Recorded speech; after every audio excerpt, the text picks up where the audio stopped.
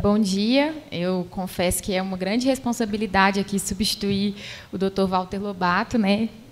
Porque, afinal de contas, eu trabalho com ele há 10 anos, sei do brilhantismo dele, e com certeza eu não vou alcançar aqui o brilhantismo da exposição que ele faria, mas espero conseguir transmitir um pouquinho do conhecimento que a gente tem sobre o assunto lá do nosso escritório, da academia.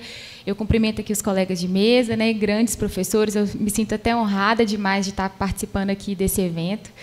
E, bom, o tema que foi proposto ao Dr. Walter e que eu vou falar um pouquinho dele é sobre a tributação da PLR e essas modificações que foram trazidas pela MP 905, que é de novembro do ano passado. Então, eu vou trazer uma breve contextualização sobre a questão da PLR, falar um pouquinho sobre como se dá hoje a tributação do imposto de renda, em breves linhas, porque está bem delimitado na Lei 10.101, e depois vou falar um pouco dos reflexos que a MP 905 pode ter nessa discussão.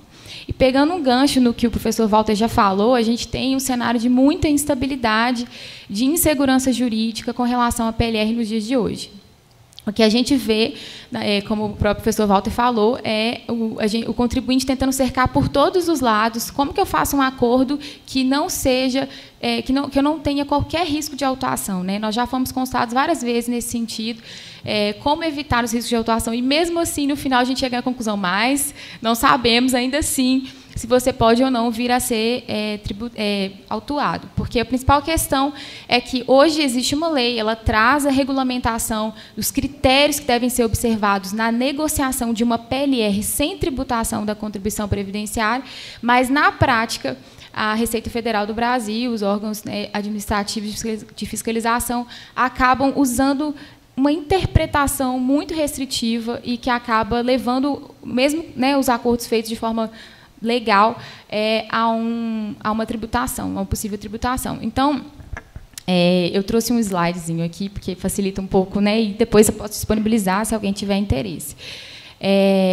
A gente sabe que a PLR é um direito do trabalhador previsto no artigo 7º da Constituição, e esse artigo 7º expressamente previu que a PLR seria desvinculada do salário. E aí passa-se a questionar, quando isso é uma regra de imunidade, né?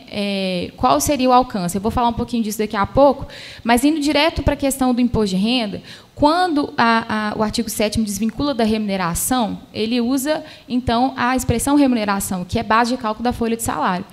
E, se tratando de renda, né, a norma de competência é o artigo 153 da Constituição, e ela fala que a renda e os proventos de qualquer natureza serão base, né, de cálculo do imposto de renda.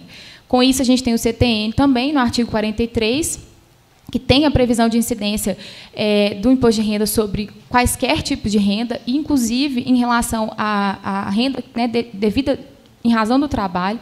Então, a PLR é tributada. E aí, no conceito de renda versus remuneração, a gente tem, claro, que a PLR é renda e ela tem que ser tributada. Nesse sentido, a lei, houve uma alteração aí na medida provisória 597 de 2012, dispôs que, a partir de 2013, desde 1º de janeiro de 2013, a tributação da PLR seria feita de forma exclusiva. Então, a regra é feita exclusivamente na fonte, em separado dos demais rendimentos. O cálculo é feito com base em uma tabela progressiva anual, e essa tabela tem sido atualizada, até por força dessa lei, que depois convertida na Lei 12.832, e atualmente essa 12.832 inseriu esse artigo, no artigo 3º da Lei 10.101, quais são os critérios para você tributar a PLR. Então, está bem claro lá, inclusive, você tem aí algumas regras sobre a declaração de ajuste. No caso de você pagar mais de uma parcela referente a um mesmo ano calendário, é importante que você faça o cálculo, né, englobando todo o valor que foi pago. Então, se você já recolheu, já fez a retenção do imposto de renda da primeira parcela, quando você paga a segunda parcela dentro do mesmo ano, você tem que fazer o cálculo e já descontar a retenção feita anteriormente. Uma coisa interessante é que você pode excluir os valores que forem deduzidos, né, deduzir os valores que forem pagos para pensão alimentícia, e ele também fala que os rendimentos pagos acumuladamente serão tributados exclusivamente na fonte. Ele fala um pouquinho sobre o que são pagamentos acumulados, e traz aí a partir do ano de 2014 que a tabela progressiva seria atualizada. Atualmente, a gente tem essa tabela aí. Então, existe uma faixa de isenção até 6.000, não estou vendo ali, 6.677. Então, se for pago anualmente esse valor, existe essa faixa de isenção, não é tributado, mas a partir desse valor existem as alíquotas progressivas previstas aí nessa tabela. Então, atualmente, esse é o sistema. Apenas destaco aqui uma solução de consulta de 2014, que fala que, mesmo que a PLR tenha sido com base, né, em exercícios diferentes. Então, vamos pensar que você fez esse ano, janeiro de 2020, o pagamento da PLR, mas ela se refere ao que foi apurado em 2019. E você pague no meio do ano a primeira parcela da PLR de 2020. Você tem que considerar que, mesmo essa parcela que veio do ano de 2019, entrou no ano calendário de 2020, e ela tem que ser tributada calculando ambas as parcelas juntas, né? Depois, quando você for fazer o pagamento da segunda, tem que reter considerando o valor que foi pago na primeira. Então, só uma observação, porque não tem a ver, então tem a ver com o regime de caixa aí, né? E partindo para as contribuições previdenciárias, que é onde a gente tem mais discussão hoje, a norma de competência é o artigo 195 da Constituição. Ela fala sobre tributar. Anteriormente falava só folha de salário, e atualmente tem a previsão de tributar folha de salários e demais rendimentos do trabalho, quaisquer que sejam suas origens, certo? Considerando isso, partindo especificamente para a questão da PLR, você tem a Lei 812, ela tem a previsão de incidência sobre toda e qualquer remuneração, conforme a norma de competência. As incidências principais hoje que você tem é cota patronal, 20%, o RAT, que pode ser da alíquota de 1% a 3%, e uma alíquota de terceiros também, que varia de acordo com o código FPAS da atividade. Hoje também o RAT você tem a aplicação do FAP, dependendo do FAP da empresa, ela consegue reduzir, né, daquele setor, reduzir a alíquota do RAT. Aqui, de novo, falando do artigo 28 da Lei 812, que tem a base de incidência hoje das contribuições, e também fala sobre a remuneração oferida de forma ampla. E o que a gente tem hoje em relação a essa base de incidência, folha de salário? A gente tem uma decisão do Supremo Tribunal Federal, no tema 20 da repercussão geral, definindo que todas as verbas habituais devem ser incluídas no conceito de salário para fins de incidência das contribuições. Ainda a gente não tem como mensurar as implicações que essa jurisprudência do Supremo está gerando, né, sobre discussões de parcelas de algumas verbas que são pagas pelo empregador, como, por exemplo, o terço de férias, né, que era uma verba que já estava definida pelo STJ, que era considerada indenizatória e que não deveria ser tributada pelas contribuições. E agora, diante do precedente do Supremo, tem se questionado, inclusive a própria Procuradoria está tentando reverter esses julgados, dizendo que, olha, considerando que o terço de férias é habitual, porque, efetivamente, todo ano esse valor é pago ao empregado, então não posso mais dizer, pelo critério da natureza indenizatória, que essa verba não vai ser mais tributada. Então, essa discussão, o RE 565-160, está trazendo de volta, inclusive, decisões pacificadas do STJ sobre verbas que não seriam tributadas, e o cenário de insegurança aí também piorou, né? Dentro do artigo 28, o parágrafo 9º fala de parcelas que não são incluídas na base de incidência das contribuições. Se chama de isenção, mas tem algumas parcelas ali que ficam claramente, pela natureza delas, você verifica que é uma hipótese de não incidência. Não, é porque a verba, na verdade, ela não se enquadra no conceito de salário. Então, é preciso distinguir essa listagem, né? Uma outra questão que se fala, a listagem ele é taxativa. Então, se, por exemplo, o terço constitucional de férias, ele não está previsto no artigo 28, parágrafo 9º. A principal alegação da Fazenda, então, tem que tributar. Só as verbas previstas no artigo 28, parágrafo 9º, têm isenção expressa e podem sair da base de cálculo da contribuição. Mas essa é uma questão que a gente já viu, o próprio STJ entende. Não, essa lista não é taxativa. É possível entender que existem outras verbas que são pagas ao trabalhador, que, pela natureza delas, elas não podem ser tributadas. Indo para essa listagem taxativa, eu trouxe alguns exemplos que a gente tem muito recorrente.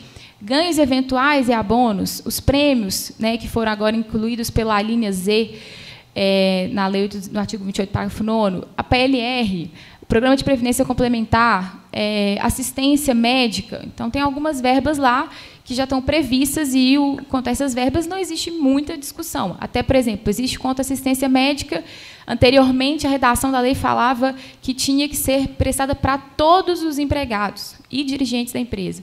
Então, os principais objetos de autuação da Receita sempre foram: a assistência médica foi paga para um grupo de empregados, não foi paga para a totalidade. A gente já viu alguns casos até que foram autuados porque foi pago para os dependentes, e ali só fala aos empregados e dirigentes, então os dependentes não estariam incluídos na isenção. Então, tudo que não está escrito ali torna-se uma celeuma, né? Especialmente quanto à PLR, a gente tem esse questionamento: não incidência ou isenção? E, de fato, essa discussão chegou no Supremo através do recurso extraordinário 569.411, com repercussão geral, 441, e o Supremo definiu: não, essa norma que fala que é um direito do trabalhador, ela não é autoaplicável, ela precisa de uma regulamentação, ela precisa ser regulamentada, ela tem eficácia limitada. E, com isso, entendeu-se o quê?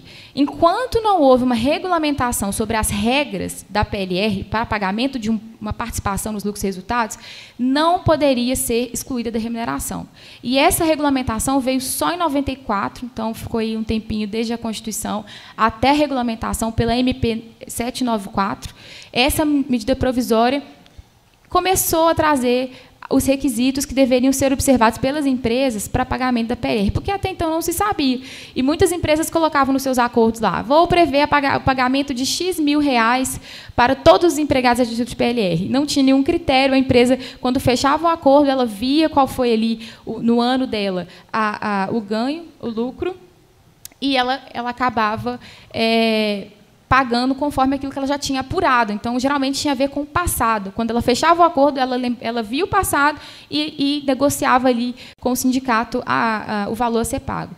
E, na prática, isso não funcionou, né, porque, desde a medida provisória até a conversão em lei dela, que foi a Lei 10.101, passou-se a colocar uma série de requisitos. Eu vou passar muito rápido, porque eu falo muito, sobre alguns casos e sobre alguns requisitos que a gente teve para pagamento dessa PLR. Então, por exemplo, a gente tem um caso da Vale do Rio Doce, só contextualizando, é um caso em que o valor foi negociado antes da medida provisória e eles entenderam que não podia, era constitucional a incidência, então, nesse caso, manteve-se. E uma coisa interessante para a gente ver é quando essa discussão da PLR entra na seara trabalhista, a discussão é muito diferente, né? Os tribunais trabalhistas já permitiram, inclusive, que fosse feito o pagamento da PLR em 12 parcelas, num caso determinado. Então, ferindo a periodicidade que a gente vai ver aqui, que a lei determina que os planos, que os pagamentos têm. No âmbito administrativo e judicial, hoje, é consolidado. Se você não observar a Lei 10.101, os requisitos que estão nela, a sua PLR vai ser tributada. Então, precisa observar. E as consequências disso possíveis autuações, né? Alguns dos pontos que a gente vê no texto anterior à MP 905. Se você entrar hoje lá no site do Planalto e der uma olhada na legislação lá, Lei 10.101, a legislação que está agora lá é já a legislação alterada pela MP 905, porque ela entrou em vigor. Mas a questão é que ela ainda está sendo votada, a situação jurídica em torno dela é ainda muito frágil, então é um período assim, um pouco cinzento de se adotar aquilo que já está sendo liberado, né? Porque o que a gente vai falar sobre ela é que ela fez uma flexibilização da interpretação da norma, colocando questões expressas que eram dúvidas dos contribuintes, para que fosse mais fácil, né, negociar. Mas a questão é que ainda não houve uma aprovação. E ela tem um parágrafo lá que fala sobre a entrada, a vigência dela, né, que é muito polêmico. Então, eu vou só passar um pouquinho aqui sobre, atualmente, antes da MP, como se dava a questão da negociação? Sempre tem que ter um sindicato participando. Se você faz por comissão paritária, você pode ter uma comissão de empregados do empregador, né, mas tem que chamar o sindicato para participar da negociação. Ou faz por acordo ou convenção coletiva, é outra opção. As regras são obrigatórias, tem que ter regras sobre os direitos de participação, sobre o período de vigência, coisas assim, regras muito claras para que o empregado que vai ser beneficiado saiba quais são os seus direitos, né? Tem sugestões legais para avaliação dos critérios. Então, a lei fala, podendo adotar Aí ele fala, índices de produtividade e lucratividade, programas de participação nos lucros e resultados. A questão é que, especialmente nesse ponto, o que era facultativo parece que virou obrigatório. Então, hoje, o entendimento da Receita Federal tem que ter, se não tiver um programa, se não tiver uma meta, você não pode se basear só no lucro, mas tem que estar muito claro no seu acordo que você se baseou nesse critério, porque, senão, o que se entende, o que a Receita Federal entende você não adotou critérios. E aí a sua PLR é tributada, porque, na verdade, ela é só um acréscimo salarial. Basicamente, o que a Receita entende você precisa mostrar que o seu trabalhador, através do cumprimento daquelas metas, daquelas regras que você colocou, ele incrementou a lucratividade da sua empresa, ele incrementou vamos dizer assim, suas metas esperadas para aquele ano, os resultados da empresa. Então, isso tem que ficar muito claro no acordo, senão a fiscalização entende que você está burlando aí e pagando uma verba qualquer só para dizer que ela não é tributada, né? E outro ponto, obrigatoriedade de arquivamento do acordo no sindicato. Prestação de informações. Quando tem comissão paritária, os empregadores têm que prestar informações sobre como está andando o processo, como está andando a negociação para a comissão. E uma coisa importante, desde 2013, não pode mais ter metas de saúde e segurança. Especialmente na Lei 10.101, a gente tem uma benesse fiscal, que é a possibilidade de dedução da PLR paga como despesa operacional no lucro real. A questão da periodicidade foi alterada. Desde 2013, você só tinha que pagar. O período mínimo entre elas era 6 meses, passou a ser 3 meses. Você também tem uma previsão de planos espontâneos, que, na verdade, é uma das questões mais polêmicas, esse artigo 3º, parágrafo 3º, porque, de fato, nunca ninguém conseguiu aplicar essa possibilidade de utilizar planos espontâneos, é uma zona cinzenta. E, bom, os principais fundamentos das atuações, só para a gente passar aqui, são formalização dos instrumentos coletivos, desprezo aos planos espontâneos, a base territorial dos sindicatos é uma coisa que tem que tomar muito cuidado. Se você tem uma base territorial ampla, tem filiais, etc., você tem que fazer os acordos observando os sindicatos de cada base territorial. A necessidade de celebração dos instrumentos antes do início da vigência, esse é o ponto assim, de maior discussão, porque acaba que a negociação coletiva tem um ritmo e, muitas vezes, ela não se consegue fechar antes do início do período de apuração da PLR, que, às vezes, coincide com o início do exercício, na maioria dos casos. E aí acaba que você fecha o acordo em maio, apurando, declarando que está apurando uma PLR desde janeiro. E aí eles entendem que você, de fato, não está apurando, porque, como assim, você só tem um instrumento coletivo a partir de maio e você está apurando uma PLR desde janeiro que ninguém nem sabia que você estava apurando. É o que a fiscalização aceita. Em muitos casos, isso pode ser diminuído se você mostrar, por exemplo, não, tem 5, 6 anos que eu uso o mesmo acordo, eu já tenho essas negociações prévias, todos os empregados têm conhecimento das metas, as metas não alteram, aí você consegue flexibilizar. Mas, geralmente, esse é um dos principais pontos de atuação da Receita sobre o tema. Periodicidade, se quebrar, porque tem pagamentos residuais, eu demiti, tive que pagar a PLR proporcional naquele mês, é um ferimento da periodicidade, então pode ser tributado. A questão das metas, como eu disse, né, intoxicação de alguns pagamentos em desconformidade com a lei torna todo o plano, né, errado, equivocado. Enfim, tem alguns casos, a fiscalização chega a entrar dentro das metas e analisa e fala assim, essa meta aqui não é boa para a sua empresa, essa meta aqui não seria alcançável, ou essa meta está fácil demais, todo mundo vai ganhar a PLR. Então, assim, já vi casos em que se adentra dentro do conteúdo das metas para dizer que elas não seriam adequadas. Isenção não extensiva aos contribuintes individuais. É um ponto que dá muita discussão, são os diretores não empregados, né? Porque eles são considerados não empregados, alguns deles saem do contrato de trabalho, ficam como contribuintes individuais, e hoje não existe, se entende que não existe uma previsão expressa para o caso deles. Eu vou até falar rapidinho deles. Então, o CARF entende o seguinte, tem que cumprir os requisitos da Lei 10.101, até 2014, a gente tinha muita jurisprudência, até boas jurisprudências, que falavam assim, não, tem que se flexibilizar, não é assim, é possível você ter uma análise um pouco mais extensiva das regras, mas depois de 2014 a gente tem visto um recrudescimento da jurisprudência em torno do assunto, então a jurisprudência tem ficado cada vez mais restritiva, mais restritiva. Eu trouxe algumas decisões favoráveis, vocês vão ver, eu não vou conseguir passar, são todas anteriores a 2014, tem algumas boas atualmente, mas a maioria é de 2014. E, atualmente, o que a gente vê é uma restrição cada vez maior. Eu trouxe aqui umas coisas não dá nem para ler, né? Sobre os diretores estatutários, especialmente, a jurisprudência tinha alguma flexibilidade. Ele entendia assim, olha, os diretores... Porque o que a lei fala? a participação nos lucros e resultados dos empregados. Os diretores que não são empregados estariam fora, então, da isenção. A questão é que passou a ser adotar duas teses. Uma, a Lei 10.101 fala trabalhador. A Lei 812 fala trabalhador de modo amplo. O diretor entraria nesse conceito. O problema é que o CARF entende que não. Segundo ponto, a Lei 6.404, que é a Lei de SA, ela tem uma previsão de distribuição de lucros para os administradores e acionistas. Então, defendeu-se a segunda tese de que essa poderia ser a PL dos diretores não estatutários. O problema é que essa tese também não está tendo muita acolhida mais no CARF. Teve alguns bons precedentes até 2015, 2016, mas agora a gente tem visto também, da própria Câmara Superior, eles estão afastando esse entendimento de aplicação da Lei 6.404. Eu dei um pulo aqui. Agora, indo para a medida provisória. Especialmente quanto à medida provisória, a gente tem... qual é o principal objetivo dela? Né? Eles estão chamando de contrato de trabalho verde e amarelo. Ela quer flexibilizar um pouco das normas trabalhistas. E eu até conversei com um deputado, e ele falou para mim que o principal objetivo é criar emprego, o primeiro emprego dos jovens de 19 a 29 anos. Então, essa norma é uma norma ampla, ela fala de várias outras coisas que não o PLR. E a PLR ficou lá escondida no artigo 48, se você bobear, você nem via. Mas houve uma flexibilização também, porque, de modo geral, essa norma quer trazer uma flexibilização das normas trabalhistas e tributárias para gerar emprego, renda, para se criar, né, movimentar o capital. Então, de uma certa forma, ele colocou a PLR ali no meio, porque sabia que existia muita discussão em torno dessa questão. Eu só queria fazer uma ressalva, porque, quando você entra no site do Planalto, você vai ver a alteração que foi trazida pela primeira versão. Mas eu conversei com o pessoal lá de Brasília e eles disseram que já tem uma versão alterada pelo relator. Essa versão é que provavelmente vai ser votada na terça da semana que vem e que deve entrar, de fato, na legislação. Então, tomar muito cuidado, porque teve umas pequenas mudanças aí que eu vou falar sobre esse ponto.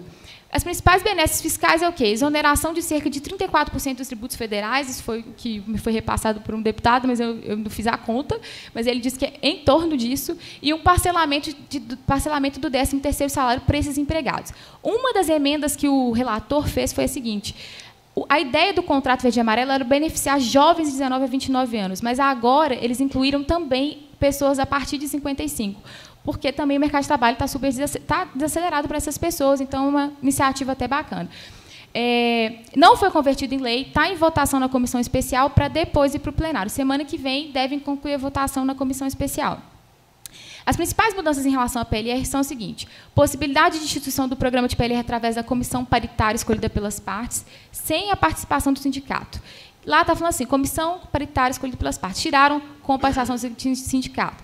Esse é o ponto que alterou, porque eles estão tirando essa previsão sem o sindicato. Então, a partir de agora, se prevalecer o voto do relator, que está indo agora na redação final, vai continuar tendo que ter o sindicato, mesmo na comissão paritária. Só tem uma observação que eu vou falar lá na frente, no parágrafo 11, salvo engano, que vai ser o seguinte: a comissão paritária se reuniu, ela convoca o sindicato para participar. Se em 7 dias o sindicato não responder, ela pode tocar as negociações sem a participação do sindicato. Então, vai ter que convocar, mas se o sindicato ficar silente, eles podem continuar as negociações. Fixação dos direitos substantivos das regras adjetivas, prevalecendo a autonomia de vontade das partes contratantes. Essa é a grande questão, autonomia de vontade. Ou seja, se eu falar que meu EBITDA vai ser tanto, se eu falar que eu quero um lucro de tanto, não cabe à fiscalização falar que aquela né, regra, aquilo que eu estou adotando está errado. Então, esse ponto é muito importante. Metas previamente estabelecidas. E aí, esse é o ponto que eu falei que dava muita discussão. Qual que é o período que eu exijo? Qual que é, então, a anterioridade do acordo para ele ser considerado válido? A lei está dizendo agora. Ela está falando que tem que ser, se for 90 dias antes, ela vai ser considerada válida, né, o acordo, se ele for o acordo, né? O acordo vai ser válido se você fizer ele 90 dias antes da data do pagamento final ou antes da antecipação da primeira, né, que é a primeira parcela. Então, se você pagar a primeira parcela e depois você fizer o acordo, está errado. Mas, se você fizer o acordo, pagar uma antecipação 90 dias depois, né, e depois pagar a parcela final, está certo. Se você for uma parcela única, você pode só fazer 90 dias antes. Então, está deixando bem claro agora o que é regras previamente fixadas, que era o limbo da lei. Segunda coisa, se você tiver uma PLR em desconformidade, por exemplo, a primeira parcela eu paguei antes da data dos 90 dias, só ela é inválida. A segunda parcela, se ela foi ok, ela está certa, ela não macula, a primeira parcela não macula a segunda, né? E para os empregados que são considerados hipersuficientes, que são os empregados com grau superior, ensino, né, empregados de nível mais elevado na empresa, vai poder ser negociado diretamente com o empregador as metas, as regras, que é uma coisa que, de fato, a gente sabe que é o que ocorre na prática. Você não consegue botar todo mundo no bolo num acordo coletivo, né? Possibilidade de estabelecimento de múltiplos planos. Você pode fazer um plano para uma gerência, um plano para outra. Então, essa coisa antes no CARF dava autuação, e agora eles estão deixando claro. Possibilidade de pagamento para entidades sem fins lucrativos. Esse ponto também eu vi que teve uma alteração. Então, tem que ficar atento ao parágrafo 3º da MP, desse artigo lá que está sendo alterado. Produção de efeitos. Esse é um ponto muito importante, que é o que eu disse, né? O que eles estão dizendo com relação à produção de efeitos da lei nesse ponto? Somente quando atestado por ato do Ministro de Estado da Economia a compatibilidade com as metas e resultados fiscais previstas ao anexo da própria lei de diretrizes orçamentárias é que ela vai entrar em vigor. A questão é a seguinte, isso para os próprios deputados não está claro como que vai ser, se isso poderia ou não ser exigido. Fato é que já teve uma nota técnica que foi emitida pela Consultoria de Orçamento da Câmara, a nota técnica 40 de 2019, falando que isso é inconstitucional, que essa exigência de que só pudesse, né, entrar em vigor ou produzir efeitos a partir dessa aprovação não tem previsão constitucional. E, de fato, não tem. Se você pega a Lei de Diretrizes Orçamentárias de 2020, ela fala lá do déficit dessa Caixa do Orçamento da Seguridade, do orçamento fiscal, e essa nota técnica analisa essa adequação orçamentária, e ela fala que não está adequado, fala que, de fato, a MP seria inválida nesse sentido, mas que acha que não deveria constar isso na MP. Bom, minhas conclusões. Eu acho que essa MP é vantajosa em alguns pontos, porque tem questões que não estavam claras, que estavam sendo objeto de autuação, e ela cria uma maior segurança jurídica, como, por exemplo, o que são metas previamente estabelecidas, a possibilidade de ter múltiplos acordos, pontos que estavam dando muito problema na jurisprudência do CARF, sobretudo.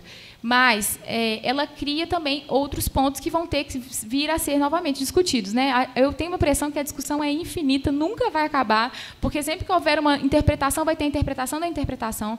E um ponto interessantíssimo que está ocorrendo agora, nesse novo voto do relator da MP, é que foi incluído um artigo, acho que o artigo 61, para ela ser expressamente interpretativa, ou seja, para os casos que o passado, né, aquilo que se interpretou. Então, por exemplo, uma autuação que refere ao ano de 2016, que estava baseada em uma interpretação restritiva, ela vai ter que ser, né, mudada, vai cair essa interpretação restritiva para que seja adotado o que essa MP está falando. Essa era uma questão que, quando saiu a MP, eu conversei muito com o Dr. Walter, a gente falou, pô, é norma interpretativa ou não é? A gente ficou super na dúvida, porque a gente entende que tem que ser expressamente interpretativo. E, se, de fato, esse artigo 61 for incluído nessa emenda aí da MP, é muito interessante para os contribuintes, né, até porque pode ajudá-los em algumas autuações já realizadas ou que venham a ser realizadas no período anterior a 2019. Uma coisa que a gente lamenta é o fato dela não ter trabalhado a questão dos diretores não empregados, né, dos estatutários, porque ela é totalmente silente nesse ponto, ela não trouxe nenhuma regulamentação, mas, de modo geral, as conclusões dela são importantes, né? Agora, não dispensa que se continue arquivando no sindicato o acordo.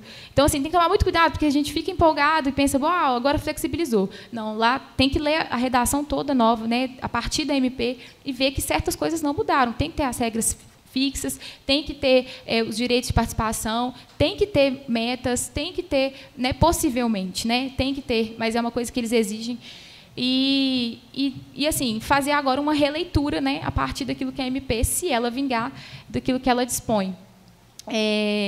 Uma coisa interessante que eu estava falando é essa questão do sindicato participar ou não da comissão, então também flexibilizou, né? De uma certa forma, porque nós já vimos autuações que o sindicato só foi autuado porque o sindicato não participou da comissão, mas a empresa consegue comprovar, eu convoquei, eles que não vieram. E algumas decisões permitiam, outras decisões não. E agora vai ficar bem claro esse ponto aí também. Eu acho que é isso. Obrigada, gente.